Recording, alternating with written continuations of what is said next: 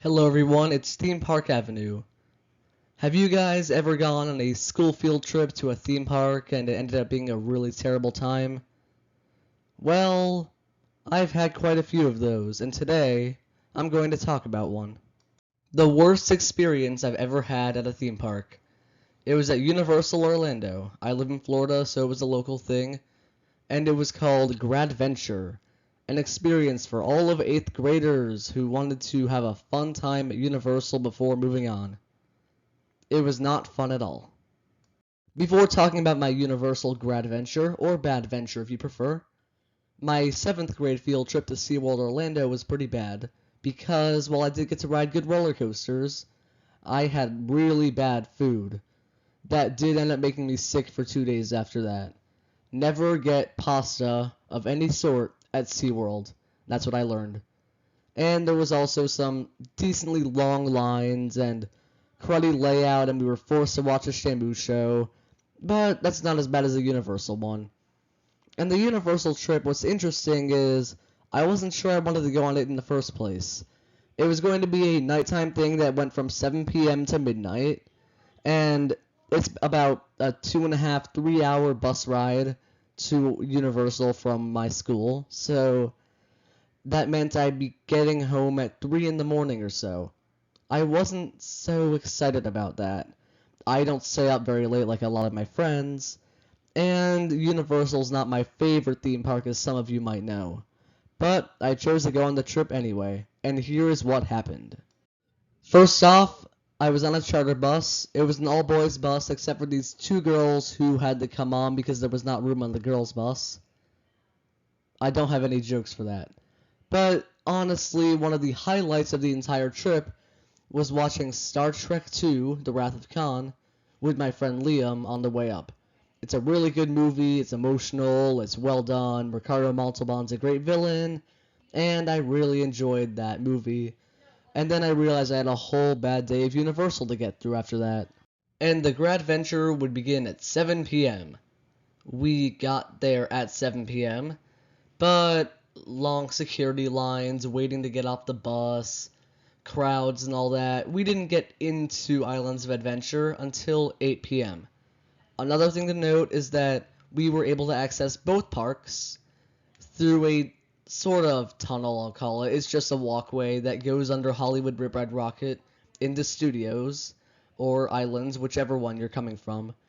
But getting there at 8 meant crowds were already pretty big on all of the rides. I ran straight to the Incredible Hulk, my favorite ride in either of the parks by far.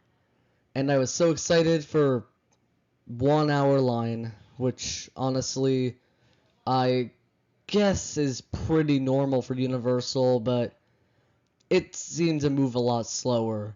So I was praying the ride would break down and reopen 5 minutes later so the line would get shorter, and it did. So I got on in about an hour. For some reason, I guess the hour-long line was really going to be more like hour and a half, but that's all. Then I got off the ride. It was fun. It was a night ride by the time I got off, despite the fact that I entered the line in broad daylight. When I got off, I went to my locker, realized that I locked my locker ticket in the locker, so that wasn't very smart. That's not the park's fault, and didn't really hurt the experience any more than it already had been hurt. The experience was honestly hurt by these wait times that ended up happening. By the way, you probably wonder why I list only Hulk, Dudley Do-Right, Dr. Seuss, Simpsons Ride, and Fast and Furious. Those are the only 5 rides I got on the whole 4 hours I was there. It would have been 5 hours we spent, but only 4. I tried to get on Spider-Man, the line was way too long. I got over to Dudley Do-Right, it's a 45-minute line. Popeye, 20-minute line. I choose Dudley Do-Right because I really like that one. That was kind of the wrong choice. Jurassic Park, really long. Skull Island, really short, and because that ride sucks, I didn't go on it. Also, the Harry Potter rides, terrible lines, and I'm gonna get to that right now. I tried to get some footage of Hagrid construction and also the Hogwarts castle pictured here, but it was dark out, I only had my phone. That wasn't too great. And another thing I'm going to note If they had the single rider lines open, I think lines would have moved almost twice as efficiently and quickly. Because Forbidden Journey was out the door long. If they opened single rider on this above average crowded day, this would have been so much easier. Another thing about Dudley Do Right, while I was in line, I was wearing a poncho to be ready. I come over prepared for these theme park trips.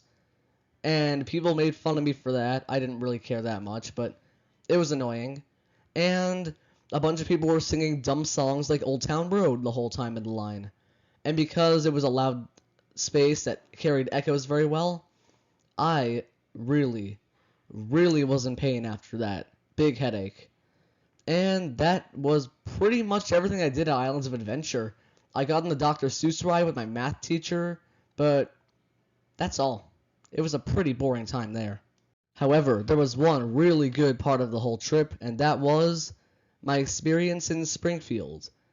It's always one of my favorite areas in the parks. It's a Simpsons themed area. I like the Simpsons a lot. And last time I went, I only got lard lad donuts and no other food. So I was excited to try a Krusty Burger this time. And it was about a 20-minute line to get it. And I learned something. First off, I was trying to get a souvenir for my brother there, and I decided I'd get him a Buzz Cola. However, they sell them in large cups. Okay, yeah, but there's no lids or straws. So I'm carrying 2 Buzz Colas in my big plate with the Krusty Burger and the fries, and it's not going too well. But nonetheless, the Krusty Burger was really good. Partially tasted better because of the novelty of it being a Krusty Burger.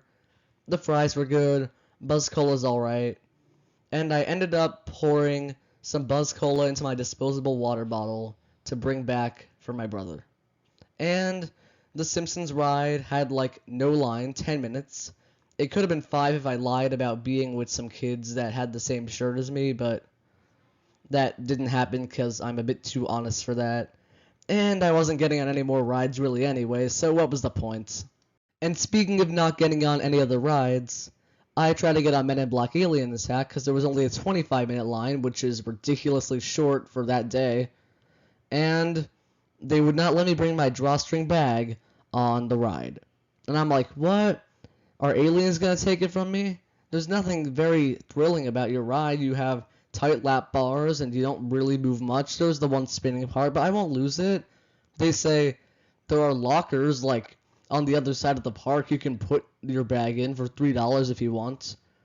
I don't want to do that, so I try to sneak the bag on by hiding it.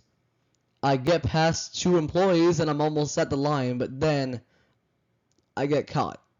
And I leave the line not going on Men in Black. There were many other rides I did not get on. Transformers, long line. Rip Ride Rocket, long line. Gringotts, not a long line, but that bag policy again. So I get over to Revenge of the Mummy, which is much closer to the lockers, and I'm thinking, okay, maybe I can get on this one. 45-minute line. So I ask the guy there, how long is the line for Fast and Furious? He says 10 minutes or so, and I say, okay. So that's one of the only 5 rides I got on. Fast and Furious, I was not excited to ride that one.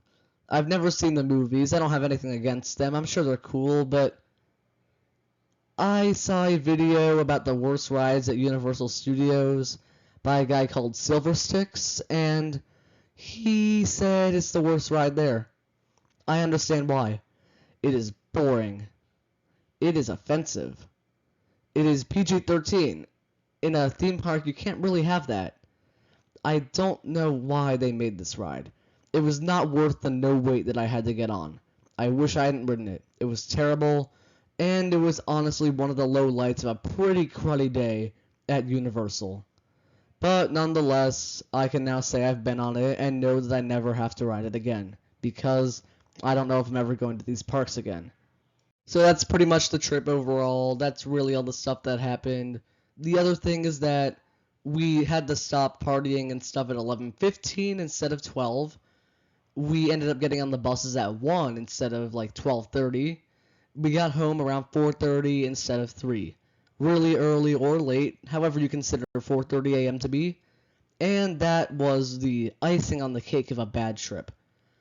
Now, there were some good things that happened. I enjoyed my Krusty Burger, of course. Riding Hulk is always a treat. And watching Star Trek with my friend was really fun. The bad things were, of course, all the stuff like arriving really late, and that meaning the lines and crowds were really long. The locker incident was frustrating. I only got on 5 rides. The noises were really, really loud in the Dudley Do Right line. Being made fun of for the poncho sucked. Getting lost from park to park because of the weird layout of the entrances under Hollywood Rip Ride Rocket and the really dumb lines for King's Cross Station. Why would anyone be trying to do Hogwarts Express?